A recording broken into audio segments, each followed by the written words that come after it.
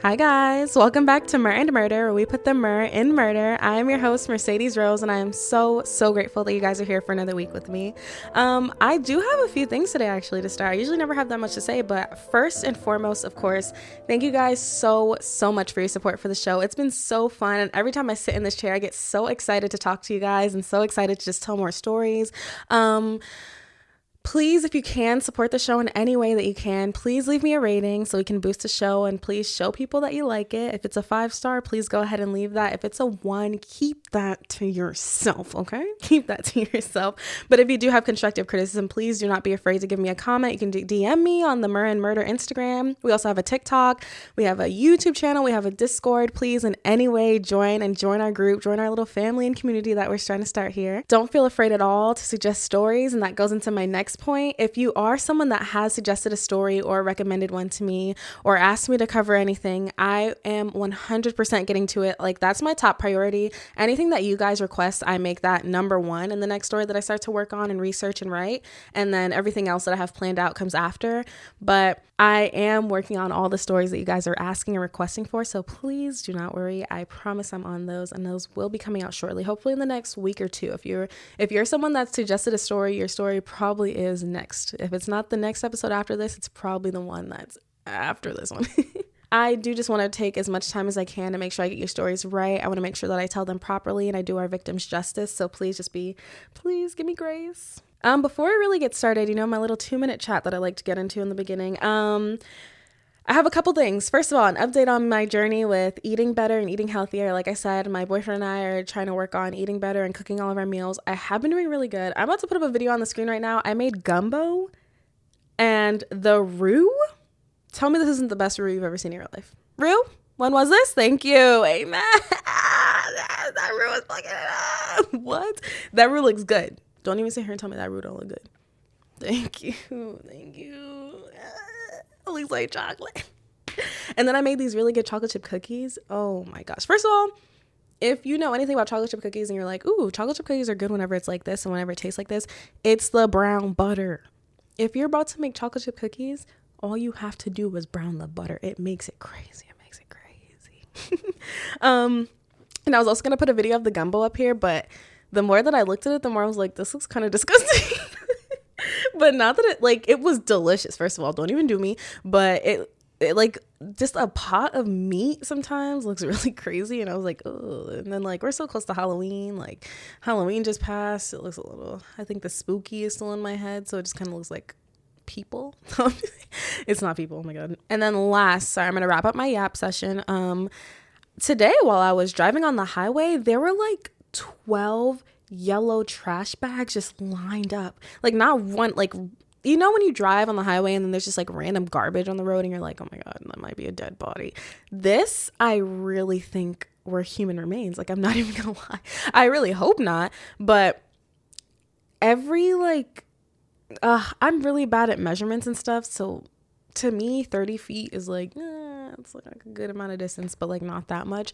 But if that's a really big distance, then please don't even tell me. Don't even correct me. You guys can correct me on everything but measurements, okay? Please. I think in 3rd grade, I missed that whole day when it came to measurements and increments. I wasn't there for that day. So I'm really bad at my sense of space is really, really bad. So please do not do me.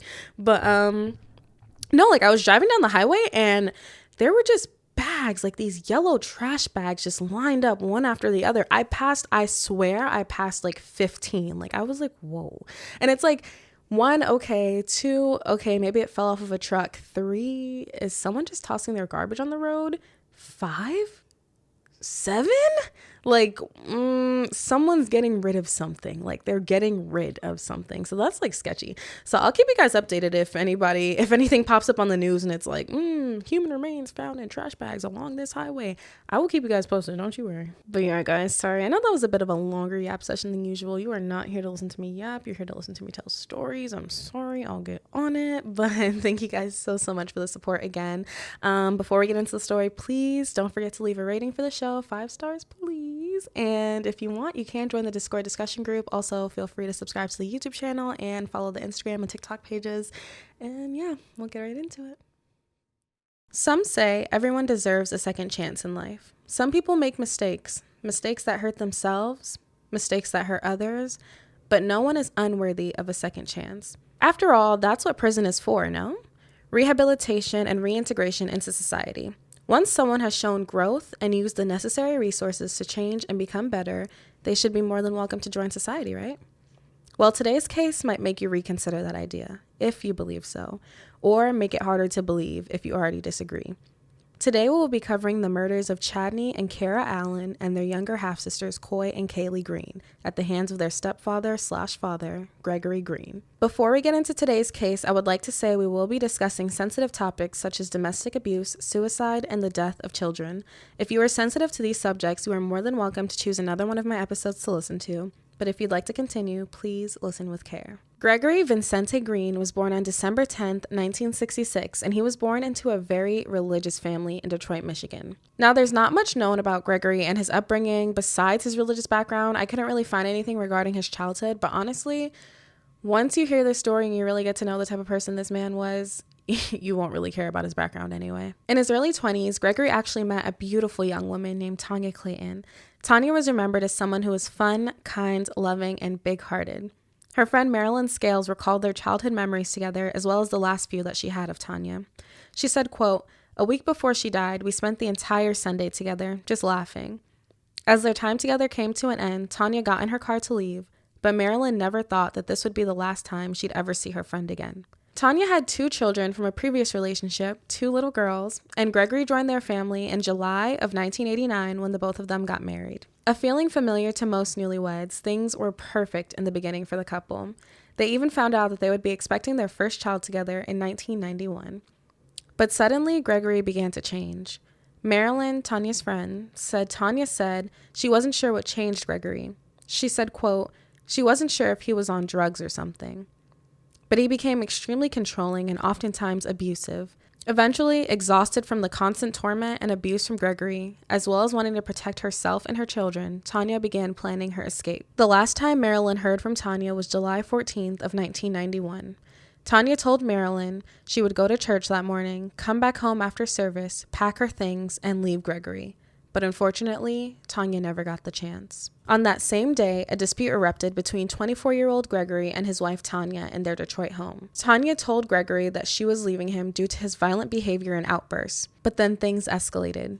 Gregory grabbed a steak knife from the kitchen and proceeded to stab his defenseless, vulnerable, and 6-month pregnant wife 10 times. During the violent attack, Tanya suffered stab wounds to her cheek, neck, chest, and back before succumbing to her injuries and passing away, along with their unborn child, right there on the kitchen floor. Thankfully, Tanya's 2 daughters, who were 5 and 8 years old at the time, weren't harmed during this attack. One of them actually hid in a nearby closet until she heard that the attack was over. After the murder, Gregory calmly dialed 911 and requested police officers to show up to his house. It was on that call that he confessed to his crimes to the 911 operator. When officers arrived, Gregory escorted them to the kitchen where they would find Tanya's body, as well as the murder weapon that he hid in the refrigerator. Tanya's death came as a great shock to the community, and it devastated the peers at her church at Greater Grace Temple. As they mourned the death of Tanya and her unborn child and prepared to lay them to rest, Gregory sat in jail, awaiting his trial and conviction. March 5th, 1992 was Gregory's court date for the murder. Gregory pled no contest. If you aren't familiar with what that plea exactly is, it's when a defendant can accept the consequence of a conviction without pleading guilty. Basically, a neutral plea with no admission of guilt to the crime because they feel that they're innocent, but they're willing to be convicted. That makes absolutely no sense to me because if you did not do a crime and you believe that you're innocent, why would you spend time in prison for something that you don't think you did? I'm sure no contest is really just like a plea deal and like a way for people to get a lighter sentence and kind of a way for people to just kind of see that, yeah, they are guilty, but they're not going to outright say that they're guilty. But that just makes no sense to me. And you know you did it. You called the police on yourself and confessed. Why would you not be like, yeah, I'm guilty? That makes no sense. But we'll get into it later. Gregory was sentenced to a minimum of 15 years and a maximum of 25 years in prison. Although Gregory accepted the consequences of his actions, he stated many times in prison that it was Tanya who was to blame for her own death, that she incited the violence that led to the fights and arguments in their home, blaming the victim after taking her life and their unborn child's life. Disgusting. In prison, Gregory had an almost spotless record aside from one incident where he got into a fight with another inmate over the use of the TV. His friends, family, and even some parole officers advocated for his release to the parole board on numerous occasions. One letter written by his parents in 2006 read, quote, "We believe Gregory is very sorry for what he did and has gained insight into his behaviors. He has worked hard in prison and he continues to make a positive adjustment," end quote. Now, there were multiple letters that were sent to the parole board. A good amount actually came from Fred Harris, who was not only a friend of Gregory's, but also the pastor of his church, the Church of Risen Christ Ministries International in Detroit, Michigan. One of these letters read, quote, "Gregory and I were friends before his mishap and he was incarcerated. He was a member of our church. I feel he has paid for his unfortunate lack of self-control and the damage he has caused as much as possible and is sorry." Gregory was denied parole a total of 4 times, twice in 2004 and twice in 2006, due to his lack of emotion and failure to show any remorse for his actions. The constant pleas for his release, though, by his loved ones did not land on deaf ears.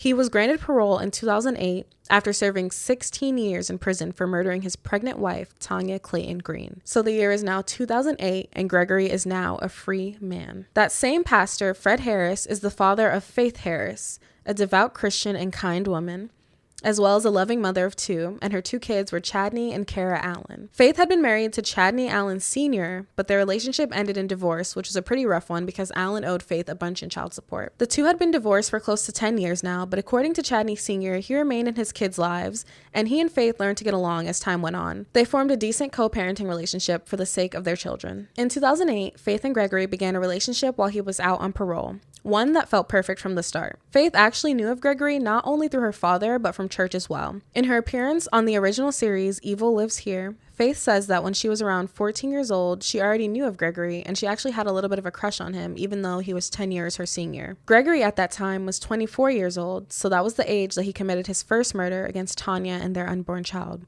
So Faith stopped seeing him for a while, and word began to spread that he was incarcerated. So 16 years went on, and without any word or knowledge of Gregory, Faith moved on with her life.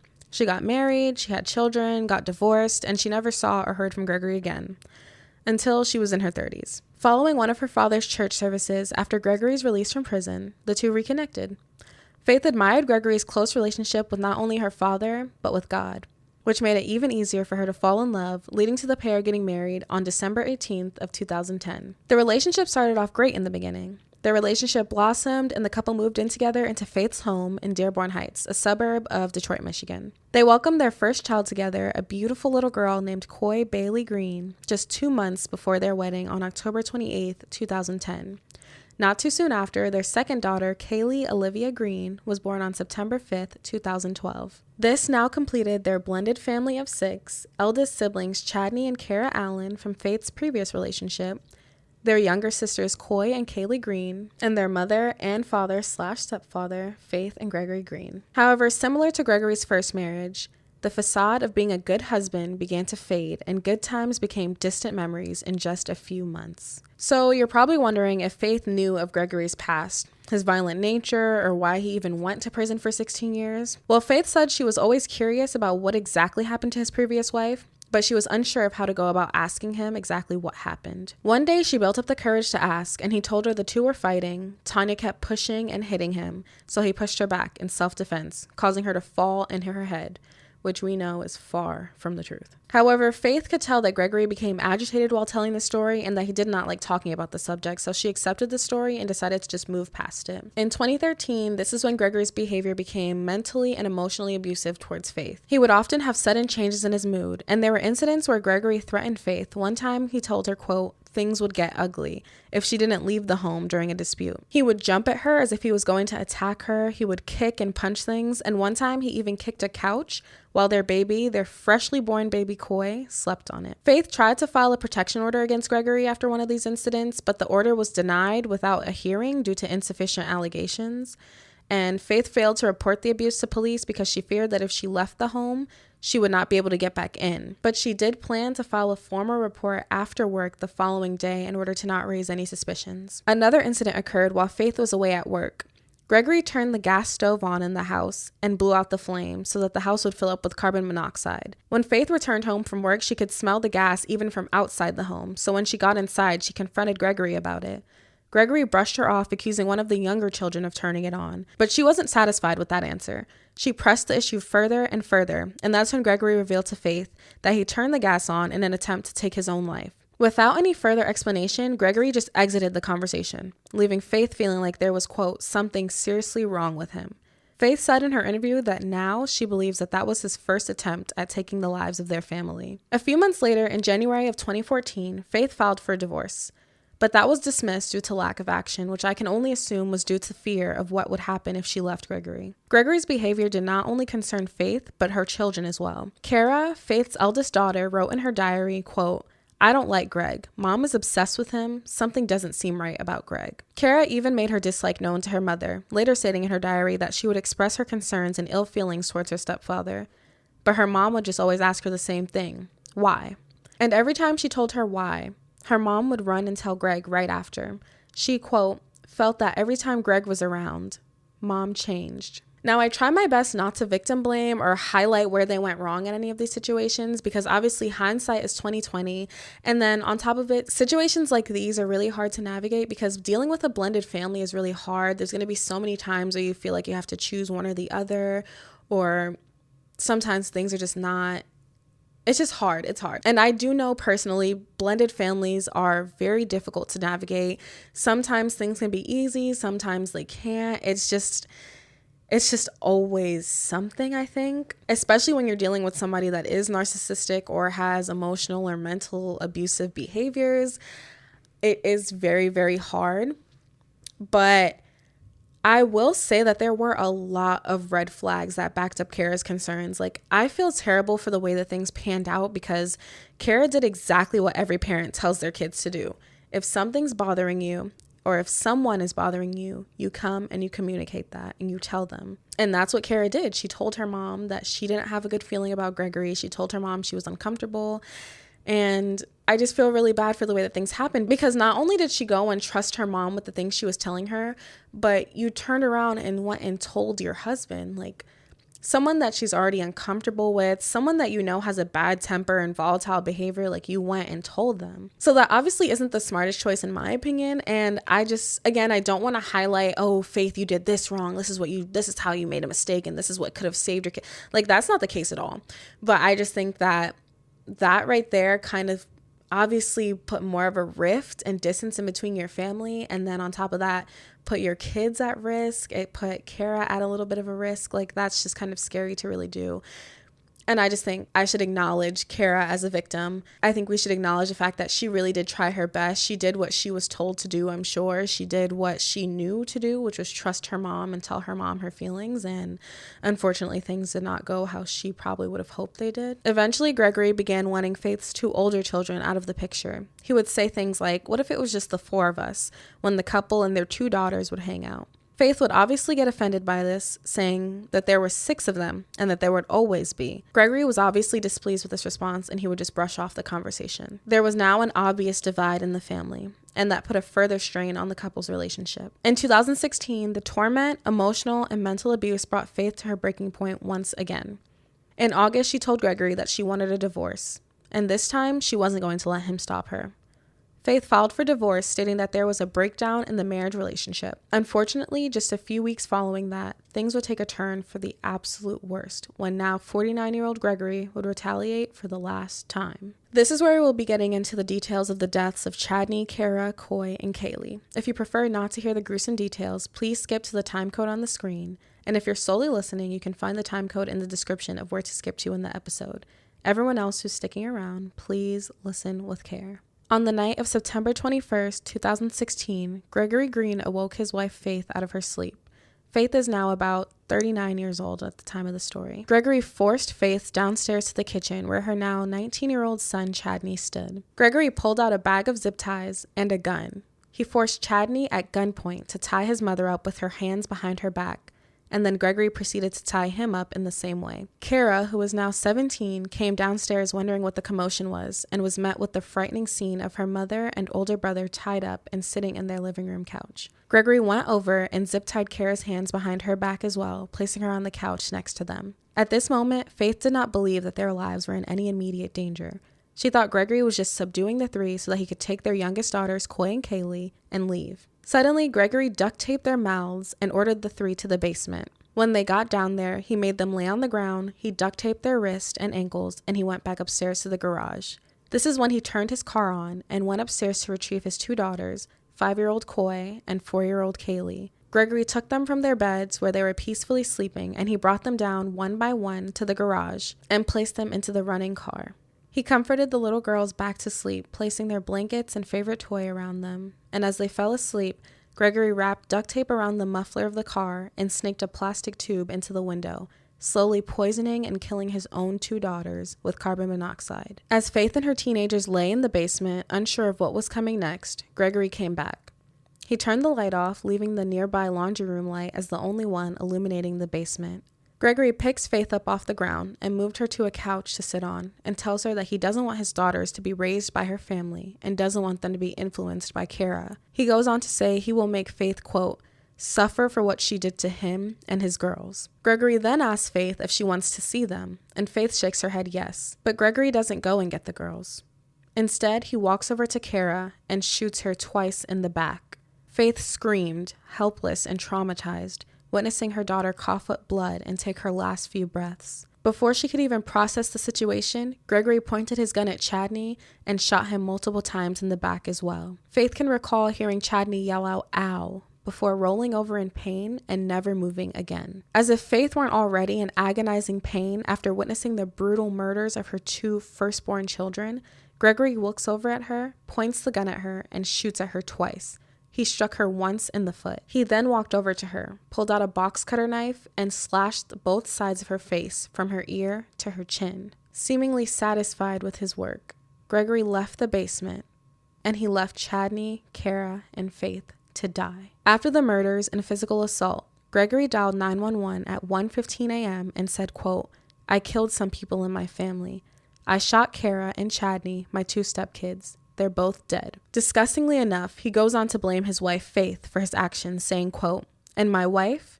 It was thanks to her I did what I did.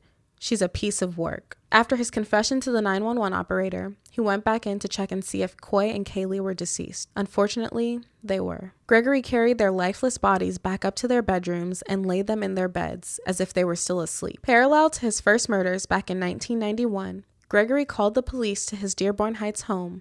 He admitted to his crimes that he committed against his family for a second time, and then he walked outside to his front porch and stayed there, awaiting police arrival and his impending arrest. When officers arrived at the scene, they quickly arrested Gregory and took him into custody as investigators entered the house, unsure of the horrific scene that they were about to witness. Investigators found Coy and Kaylee deceased in their beds. Shortly after announcing their presence in the home, Faith yelled from the basement that she was down there and she was alive. When investigators reached the basement, they discovered Chadney and Kara deceased from obvious gunshot wounds, and not far from their bodies laid Faith. Although she was in critical condition, she was stable enough to be taken to Oakwood Hospital and treated for her injuries. It was also there in that hospital where it was later revealed to her that her daughters Coy and Kaylee were also murdered by Gregory, as well as the truth about Gregory's first murders committed against his first wife Tanya and their unborn baby. Throughout Gregory's interrogation, detectives are trying to figure out what could have caused him to commit such a heinous crime against his own family. Gregory, like most criminals, made everything about himself and pushed the blame onto his wife, Faith. He went on and on about his anger and hatred towards Faith and how she was to blame for, quote, what happened because she pushed him all the time. It pisses me off so bad when murderers say, quote, what happened, or the incident, or the mishap. Like, that makes no sense. You are the mishap. You are the incident. You are what happens. What do you mean what happened? I feel like it's kind of their way of downplaying the fact that they took someone's life. Like, it's always just like, oh, the incident and what occurred. And it's like, you can just say, when I murdered everyone because you're a sick freak. Like, you can easily just say that. Be honest. Gregory then goes on to explain that he did not intend on killing Faith because he, quote, wanted her to see what she did so she could live with it like how he has to live with it. And again, I'm like, nobody made you kill your entire family. That was the most insane. I genuinely cannot even wrap my head around the fact that someone said that they want to leave. Like, abusers really do freak me out in that way, that it's like they don't have the gauge. Like, reality isn't real to them in the sense that people's lives are important. Like, they think everything's a game and everything is their world. That's so scary to me, that you can be like, you know what, I'm done. I don't want to be with you anymore. This relationship's over. And they think, okay, well then I need to make sure that you hurt so bad because I can't control you. I need to make sure that you feel so in pain and hurt that they're willing to take 4 lives. And it's like another level when it's like 2 of those kids were his own children. He didn't even care that he killed his own 2 kids. And then he brutally murdered his stepchildren. It's already like, it's so layered because obviously he had such a strained... Actually, Faith said that Chadney and Gregory's relationship actually was pretty good. Like, he accepted him as a father figure, but obviously Kara didn't really like him and she wasn't that fond of him. So it's just so layered that you went in that brutal way to murder them. I think that's insane. And then on top of that, Chadney liked you. He didn't really mind having you around. You actually were someone that was a father figure to him. But so for you to actually shoot him as well, like, you gave your own children this peaceful way to go, but you brutally murdered these other 2 kids. They had to die in fear in front of their mother. Everyone was just helpless in this situation. Like, that's so scary. So on September 22nd of 2016, Gregory Green appeared in court without a lawyer and was prosecuted by Kim Worthy. He was charged with 4 counts of murder in the first degree, 1 count of torture, 1 count of unlawful imprisonment, 1 count of felony in possession of a firearm, 1 count of possessing a firearm while attempting to or committing a felony, and lastly, 1 count of assault with the intent to do great bodily harm less than murder. Judge David Turf brought up the matter of bond, and Gregory quietly commented, quote, "I don't need bond. I don't think I deserve it." And that also pisses me off because he goes from this, I can only imagine that while he was being so violent and crazy, he's like this loud, boisterous, crazy, like, monster. And then he gets in court in front of other people and he's like, I don't deserve I don't deserve freedom. I don't deserve... Like, if someone can tell me what that word is to describe someone who's like that, please comment it, because I think that's so crazy. How can you go from actually being a murderer, a freak, a killer, to being like, I don't deserve life. I don't deserve it. Like, what is that called when someone does something wrong and then they sit here and play this coy, like, oh, I don't deserve this. I don't deserve anything good in life. I'm such a bad person. What is that? What is that called? Anyway, back to the story. I'm sorry. The Allen Green children had a joint funeral service on Friday, September 30th of 2016. Almost 1,200 people attended to mourn and honor the lives of the children. 4 caskets lined up in the front of the First Church of Nazarene in Farmington Hills, a devastating sight to see. Coy laid in a plum-colored casket in a purple dress, her favorite color. Kaylee laid beside her in a white casket in a roughly pink dress. Chadney and Kara both laid in separate caskets at their sides, Chadney in a gold one and Kara in a pearly white one. Faith was too grief-stricken to even speak at the funeral. She let the pastor read a note to her children, however, and it read, "My dear babies, I loved you all." All 4 children were laid to rest next to each other in the St. Hedwig Cemetery. Chadney's grave reads, "Love you always, son." Kara's reads, "Love you always, baby girl." Coy's reads, "Mom loves her princess." And Kaylee's reads, "Mommy loves her sweet pea."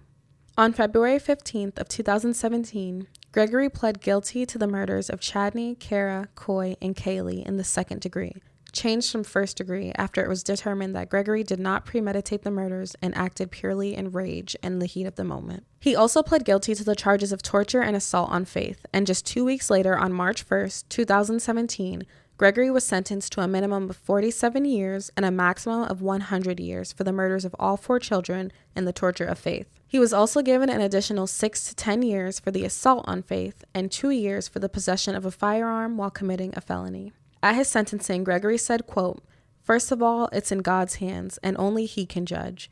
I do regret, and I'm sorry for what has happened." I just want to say, well, first of all, it's in God's hands, and only He can judge. I do regret, and I'm sorry for what has happened. That put aside, I have to be humble. Very humble, because God knows the heart, and He knows how regretful, how sorry I am. And even now, after all this, He still has a plan. And I'm not giving that up, giving up on that plan. You know, and there's not one day that go by that I don't think of my girls. Not one day, often picturing them playing and talking to their Heavenly Father. And, I pray that God be with Chad and Kara. I feel bad for how this has deeply impacted everyone. And may God help them, help me, help us all. That's all I have to say. Okay. In his next statement, he makes everything about himself again, saying, quote, "All I've ever wanted was a God-fearing, helpful helpmate." Whatever the hell that means. Like, what? He goes on to say he wanted someone who was faithful, supportive, and dedicated to his family, even though he himself barely helped. Faith actually said in her appearance on Evil Lives Here that Gregory said that he wished Kaylee was a son, and that after she was born, he rarely was there to help. She said that he acted pretty single throughout their relationship, and he was only really around to pay bills and not really there to help raise the family. Throughout Gregory's statement, his words were actually interrupted by Faith's family. Rightfully so. They were disgusted with his words, and they were often met with shushes from the court officials. However, at the end, when he was sentenced, her family cheered and thanked Judge Dana Hathaway as they were satisfied with the terms of Gregory's sentence. I'm convinced that you will be incarcerated for the remainder of your life. Thank you! Hold on. Thank you. We're done. Burn to hell.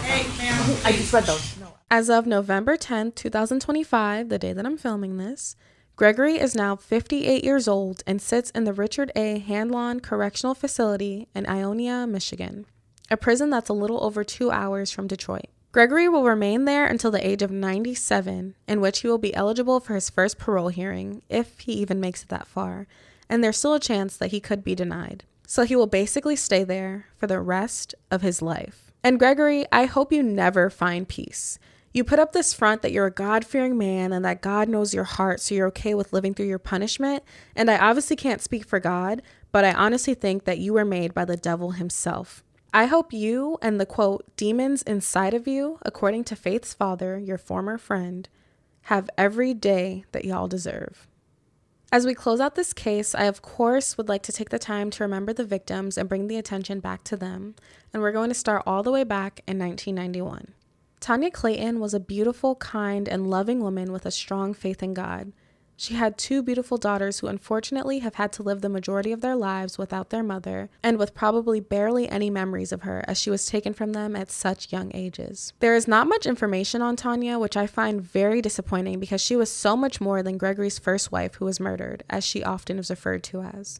Tanya was a good person. She had friends and a family who loved her and adored her. She had dreams and aspirations and was a dedicated, soon-to-be mother of 3. I would also like for us to remember her unborn baby. I'm so sorry that that baby did not get the chance to live any sort of life in the outside world, but I do hope that they are both at peace and maybe in another life they get a chance at a fulfilling and beautiful life, and hopefully one together. And if anyone does have more information on Tanya Clayton or anything that they could share possibly about her, I know sometimes these reach people in the little communities, and sometimes people hear the story and they're like, oh, that was my great aunt, that was my cousin. Like, if anybody out there has more information on Tanya Clayton, please feel free to share it. Please let it be known. Please keep her memory alive. You are more than welcome to share everything. Chadney Vincent Allen Jr., also known as CJ, was a kind, respectful, shy, and loving, handsome young man who had a bright future ahead of him. Chadney had dreams of becoming a movie producer after graduating with a degree in digital media arts from Specs Howard, which is now known as Specs at LTU, Lawrence Technological University. He was extremely talented and often showcased his talent through his drawing and videos. He attended Southfield High School in Southfield, Michigan, and was known as one of the nicest boys at the school. Although Chadney's life was tragically cut short, he spent his years on Earth doing what he loved and being a great person while doing it. Kara Whitney Allen was a powerhouse in life. There aren't enough adjectives in the world to describe the type of young woman she was and was becoming. She was funny, social, adventurous, caring, and just a beam of light in people's lives. Kara, like her brother, attended Southfield High School, but unlike her brother, she wasn't very shy. She was the exact opposite, actually. Kara made sure to dabble in any and everything that she could. She was a varsity cheerleader, a member of the school newspaper, and a member of the National Honor Society. If you aren't sure what that is, the National Honor Society, or NHS, is an organization that recognizes students of academic excellence who maintain a high GPA of usually a 3.0 or above on a 4.0 scale. These are students that are usually active in their community and also exemplify strong leadership. At just 17 years old, Kara made an impact on everyone she came across. And after her passing, there was a deep hole in the community of the school. Students took to social media, pouring out their grief in each of their posts, including the hashtag RIP Kara. There were football games in honor of her memory, everyone wearing pink, her favorite color. And as time went on, the hashtag Do It For Kara began to spread, keeping her legacy alive and encouraging her friends and classmates to live their lives to the best of their abilities, the same way that Kara did. Kara had big plans for her future. She planned on having multiple career paths. She said in her diary, quote, "When I get older, I want to be a singer, veterinarian, pediatrician, fashion designer. I also might want to own my own business. ... To be continued." End quote. And it's so devastating that she ended her diary entry with "to be continued" because, as we know, there was no continuation. Unfortunately, Kara's dreams would not be able to come true. Kara lived every year of her life to its fullest, and she will never be forgotten. Coy and Kaylee were, quote, partners in crime, according to Faith. Both girls were the sweetest and most precious girls with so much more life to live. Coy loved ballet, cheerleading, gardening, arts and crafts, and playing dress-up. She would make her mother laugh as she wore her high heels, and she would look over at her with her glasses on her face and look over her glasses like a little old lady. Kaylee was a mini girly girl with a fantastic memory. Faith recalled memories of her singing and carrying her little purse filled with hand sanitizer and lip gloss. Like her older sisters, she also enjoyed cheerleading, as well as ballet. 4 and 5 years is nowhere near enough time to take in everything that life has to offer. These little girls had bright futures ahead of them, and I hope they made as many fond memories as they could in the little time on Earth that they had. Last but certainly not least, I would like to talk about Faith Harris. She may not have lost her life that night, but that does not make her any less of a victim in this story. And I'm sure that a big part of her feels like it did die that night. Faith was actually brave enough to face Gregory in court and speak and give her statement with him right in front of her. "I'm not happy. I'm not satisfied with the outcome. There's no punishment that fits the crime. Not even torture and death would be justice. Your justice will come when you burn in hell for all eternity for murdering 4 innocent children, all because you're insecure as a man. Plus the other 2 lives you took. You are a con artist. You are a monster. You are a devil in disguise. You are now forever exposed. I've thought over and over again what I would say, even though it doesn't even matter. First of all, I am not and did not and will not suffer like you intended for me to do. What you tried to do didn't work. I am and was a damn great mother to all of my children. I was their mother and father. I'm the one who took out the time with each and every one of them. I taught them how to do things as well as people in my family and friends. You tried to separate them from each other. They are siblings who loved each other and spent time with one another. Trying to split them up didn't work. They are together more than ever. Chadney and Kara are still watching over their little sisters, Coy and Kaylee, forever. I carried each one of them in my womb for 9 months and raised them. Nothing or no one, sure as hell not you, can break me or break my bond with them. But while I stand up here trembling with fear, I put on my bravest face to be in the same room with the man who murdered all 4 of my children. 2 of them violently in front of me with a gun, Chadney and Kara. And he killed my other 2 babies, Coy and Kaylee, with a hose that ran from the tailpipe of his car to where they were innocently sleeping. As if that wasn't enough, let me tell you about some of the devastation that it has actually done to me and my family. My short-term memory is gone. Doctors tell me it's my brain protecting me from the memories of my children being shot in their heads right in front of me, while I was gagged, duct-taped, and zip-tied. Every time I find strength to get out of bed, as soon as I walk, I'm in extreme pain, sharp pain, from where he shot me in my foot. They don't know if I'll ever walk again without pain. Think about that for a second. Never being able to again to walk without pain. My doctors say I have post-traumatic stress disorder. That's where the migraines and nightmares come from. Sometimes I dream of the night all this happened and wake up screaming and sweating, thinking that I can save my children somehow. Then I realize that the nightmare is actually reality and my children are really gone, and I try to find the strength to start my day somehow. All I ever wanted to be was a mother, a wife, have a happy family, raise my children to be productive members of society, and be happy. The reality I face now is this will never happen for me. Time will never heal this wound. I will always be empty. A part of me will always be missing. If the day ever comes when I do wake up and it's not the first thing that I think about, when I look in the mirror, I will always be reminded by the scars he put on my face, cutting me from my ears to my chin with a razor blade box cutter. The pain on the left side of my face never goes away. He cut me so deep that it severed multiple nerves that may never heal correctly. I lost so much blood. I was in critical condition for days. I should have died. Some days I wish I would have.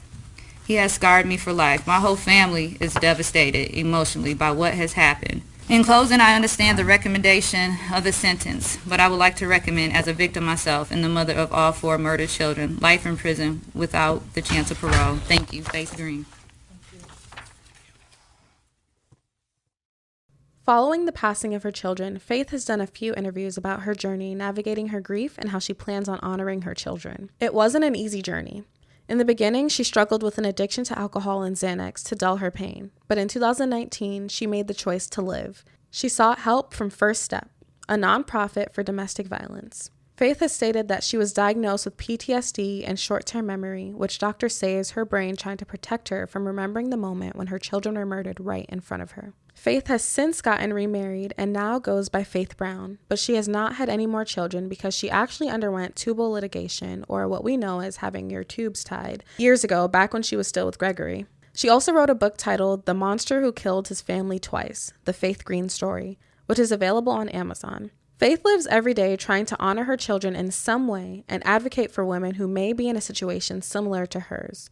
Faith's message to other women is, quote, leave, but have a plan. She says if she could have done it all over again, she would have left with her kids first, then had Gregory served. Throughout my research, I saw a lot of blame passed onto Faith for a multitude of reasons, but I think we need to keep in mind that she is human.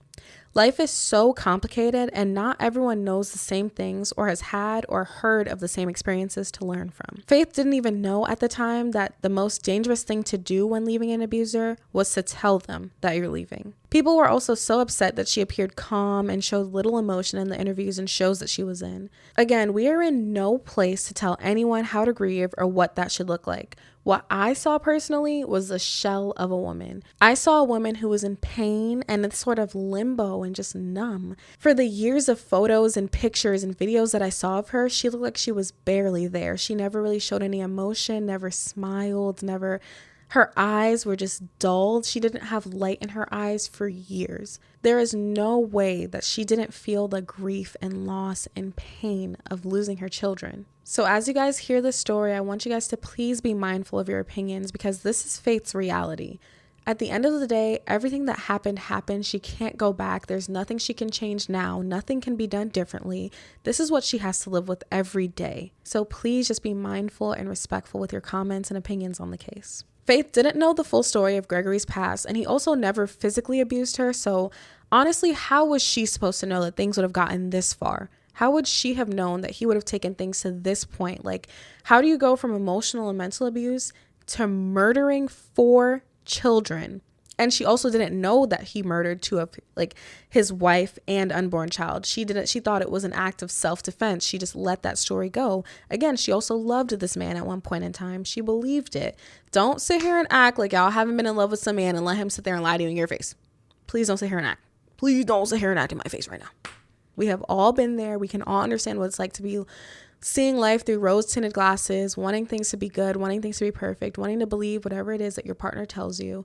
Please just be mindful. Please be kind. The only one to blame here is the murderer. I wish nothing but healing and peace of mind to Faith Brown in every chapter of her life. She did not deserve an ounce of the pain that she was put through, and I hope she remembers more than anything how much her children truly loved her and that she really did do her best. I hope the victims who lost their lives didn't live their last moments in pain, although unfortunately, I'm sure some of them spent their last moments in fear at the hands of this monster. But I hope that the love and impact they had on the people who love them and continue to love them overshadows everything that they went through. Before we get into the next part of the show, I'm of course going to leave you guys with some resources. So if you or someone you know is being abused or you suspect is being abused, there are many resources to get help. So please use them. The domestic violence hotline is 800-799-7233, and you can also text BEGIN to 88788. Victim and survivor resources are also available at padv.org and wrcdv.org. Okay, guys, we're at the part of the show where we do our ratings for the police/investigators as well as the judge/jury. So we're going to start with the police/investigator rating, and I'm giving the police of Dearborn Heights PD a B. There wasn't really a lot of police involvement in this case, obviously, and it's not really anyone's fault. I would say if there were times where Faith ever called the police to the house and I could grade them on that, I would, but that didn't really happen. But y'all didn't really have to do nothing in this case. Y'all literally just showed up and arrested that man, and he called you guys to come and get him. And then what did kind of piss me off a little bit was that during the interrogation, they were just kind of like, Greg, man, this doesn't seem like you. What would possess someone to be like this? He was just kind of like, it was my wife. It's all her fault. And they were just like, Like, where's Elliot Stabler when you need him? There's a man that just killed 4 of his kids. And I feel like those detectives had kids. So why are y'all sitting there letting that man play in your face right now talking about something that was all my wife's fault? She just makes me crazy and I want her to suffer. I want her to suffer and live with the pain because I have to live with the pain. What the fuck are you talking about? Besides that, first responders always get an A+. They went in there, they tended to their victims. Unfortunately, they saw a very scary scene. I feel so terrible. Again, like I said in my last case, I cannot imagine having to go to work every single day knowing that you might possibly see at least 10 dead bodies. Like, that is crazy. But yeah, I just feel like this was average police work. Whatever, you get a B, be happy with it. So next we're doing the judge and the jury rating. For this case, I'm actually going to give 2 ratings for the judge and jury. I'm giving the judge in 1991 a rating separate from the judges in 2016. So the judge in 1991, I think you guys already know, but you're getting a big fat fucking F-, okay? 2 F words for that because you're a joke, actually. 15 to 25 years for a man taking 2 lives. He took 2 lives. I don't care about this damn no contest plea. That makes no sense to me. He literally is being like, yeah, I'll serve time. Yeah, I don't think I'm guilty, but I'll serve time for it. You should have been like, gotcha, right there. That was that. You should have played his damn confession to the 911 operator and been like, you literally sat there and said you killed your freaking wife and your unborn child. I didn't hear the tape myself. I can't find it. If I find it, I will put it in this episode. But he said he wanted to serve. He said he wanted to serve. Put him under the jail. You see what you did? That's jail. Whoever the judge was in 1991, you were just as responsible for the 4 murders in 2016 because you should have put this man under the jail when you had the chance. You let him go free. And on top of that, the judge and the parole board, whoever was in charge in 1991 or 2008 when he was actually released, you guys let this man free. Not based on what he was showing. He should have been showing you guys growth. He should have been showing you something different. He sat there and did not show remorse, did not show a care, not an ounce of grief for his actions. You guys let other random people who aren't in the jail every day with this man. Y'all are like, oh yeah. They're like, oh, we think Greg is doing fine. We think Gregory should be let go. And then he gets let go and kills 4 more people. How do you feel? I hope dumb and stupid is how you feel. Honestly, F-, you're done. And next, the judges in 2016, I'm giving them an A-. First of all, Judge Dana Hathaway ate him up with her closing statement. I'm going to put it in right now. Mr. Green, of all the tragic cases this court has seen, the facts of this one are by far the worst. Fathers are supposed to protect their children. Yes. Husbands are supposed to protect their wives. I didn't know how I would sit here this morning and get through listening to Ms. Green testify about what happened in this case, yet I look at you and you appear utterly unmoved by everything that she said. Yes. Your actions are inconceivable and beyond understanding. I hope that the families affected by this tragedy can heal. As a practical matter, this court is confident that if I follow the sentence agreement in this case, you will never be released from prison. And rather than decide to, in the event I were to say, nope, this isn't enough, the family would be forced to take this to trial, and I don't want Ms. Green to ever have to endure what happened again. She already has to live with it every day. So for that reason, I'm going to follow the sentence agreement. I'm convinced that you will be incarcerated for the remainder of your life. She's getting all the snaps for that closing statement, because that's honestly how it is. He had no remorse for his actions. She's sitting there listening to the gruesome details of 4 of these children being murdered by this man, and he's standing there stone-faced like a dickhead. He's standing there literally looking dumb. Dumb as right there. Literally just looking dumb, sitting in her face. No remorse. Talking about God. Oh, I just think God knows my heart. No, what? Who? Oh my God. This case literally just makes me so angry. But she ate him up. I was like, exactly. A+ right there for you, girl. But they got an A- because of that other judge who denied the protective order that Faith tried to get. I feel like, if I can recall, in the past 22 years of me living life, there is a saying that goes, better safe than sorry. But it seems that it's never really better safe than sorry when it comes to a woman being in fear for her life. When it comes to a woman being abused, being sexually assaulted, being in fear for her life, we'd rather just be like, let's wait for something really horrible to happen before we try to get you any actual help. What's up with that? And it's judges like you. It's because of judges like you that women are afraid to speak up. They're afraid to do anything. They're afraid to file any order. Because what's the point?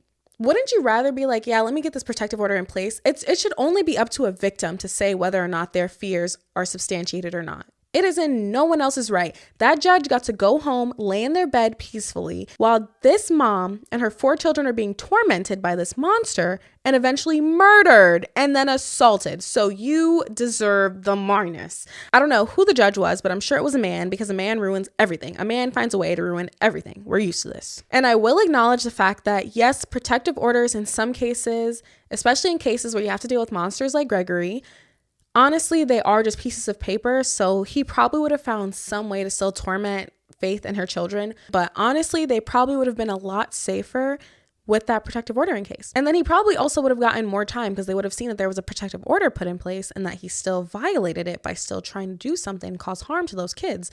So he probably would have been able to really get put under the jail. But unfortunately, we will never know what the difference that the protective order could have made, because the worst possible outcome happened anyway, thanks to Gregory, a man, and the judge who denied the protective order, who possibly was a man as well. So if there's a moral of the story, it is to never talk to a man ever in your life, because only bad things can happen.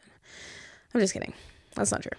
Sometimes there's good men out there. Don't live life in fear, guys. I know sometimes it's really hard to hear these stories and be like, why would I ever want to get married? Like, if this is what could happen, especially what we've been seeing recently, men just seem to not know what a divorce is. It's either kill you and your whole family, or we live happily ever after. What's up with that? We're going to get into one of those cases like that, but do not live in fear, guys. There are good people out there in the world, but these are all just cautionary tales and stories that we need to learn from and grow from and support our victims from. So with that, this has been the story of the Allen Green children. And our sources for this week have been All Things Interesting, AP News, CBS News, clickondetroit.com, Detroit Free Press, DetroitNews.com, Evil Lives Here, Season 12, Episode 4, findagrave.com, mdoc.web, and thewashingtonpost.com. And that is our episode for the week. I am so sorry that it was such a heavy and sad one. I really do hate the story. I actually found it in the comments of a TikTok. It was one of those ones where it was like, what was the incident that happened at your school? And someone commented, Kara Allen and her siblings. And I was like, what are they talking about? Then I ended up on this huge rabbit hole about Gregory Green and his sick, twisted, disgusting, vile ways. And the fact that he was let out and then went on to commit murders. And honestly, the more that I've been doing researches on all of the cases that I'm going to be covering throughout the show, there's so many instances where someone is in prison for a violent act and then they get released and they do something 100 times worse. Moral of the story, honestly, the real moral of the story today is to put these men under the jail. Put them under the fucking jail, okay? Immediately. Done. Canceled. End them. No more being released. Honestly, we should just put men in jail and then have them fight their way out. That's what we should do. If you commit a violent act and a violent crime, I think we really need to use our critical thinking skills and open our minds, open our brains, and think about the type of person that we're trying to let back into society, because that's insane. The amount of cases that I've seen where someone has killed, murdered, raped, and then they go back into society and do it 100 times worse. Like, we need to do better. Our judicial system needs to do better. Our justice system needs to do better. We need to protect our women and children. That's all I have to say. That's all I have to say to you guys. That's all I have to say. Oh my gosh. And yeah. Hey, I love you guys so much. Thank you so much for supporting the show. Make sure that you follow the show on Instagram and TikTok. Make sure you subscribe, like, comment on the YouTube channel. Make sure that you join the Discord discussion group. We're going to talk about this week's case as well as other things that's happening in true crime today. On there, I will also update about that whole garbage bag situation if anything comes from that. And I think that's it, right? Oh, please do not forget to leave the show a rating. 5 stars, please. 5 stars if you like me 5 times. If it's a 1 star, keep that ish to yourself. But if you guys are enjoying the show, that would help a lot for you guys to leave a rating. And go ahead and leave me some constructive criticism as well. If you want anything to change about the pod, anything that can make it better, go ahead and put that in the comments as well. I'm open to everything, just as long as you're interacting and supporting. But thank you guys so much for being here this week. And I hope to see you next Wednesday as we put some more Mer in Murder. I love you guys. Bye. Take care of yourself.